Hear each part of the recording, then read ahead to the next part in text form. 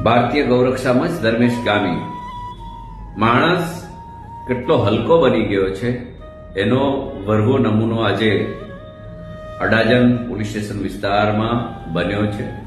એક ગાય સાથે દુષ્કર્મ કરી રહ્યો છે, જેને આપણે ગૌ માતા કહીએ છીએ. મૂંગા જાનવરો પર દુષ્કર્મ કરવાની ઘટનાઓ આ સુરત શહેરમાં ચોથી ઘટના છે.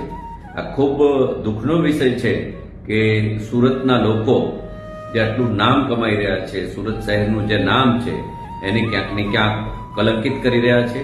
આવી ઘટના ન જ બનવી જોઈએ અને પ્રાણીઓ સાથે દુષ્કર્મની ઘટના એને હું વખોડું છું અને પોલીસે જે કામગીરી કરી છે અને ફરિયાદીને બંનેને ધન્યવાદ કે આવા હરામી તત્વોને કડકમાં કડક સજા થાય અને જે રીતનું એક માનવજાતને નુકસાન કરી રહ્યા છે, એક માનવતાને સંસાર કરી રહ્યા છે, એ ખરેખર દુઃખની બાબત છે. આવા રાક્ષસોને જીવવાનો કોઈ અધિકાર નથી અને આવા લોકોને ફાંસીના માચડે ચડાવવા જોઈએ કે ગાય સાથે કે બીજા અન્ય જાનવરો સાથે દુષ્કર્મો કરવા એ બિલકુલ યોગ્ય નથી.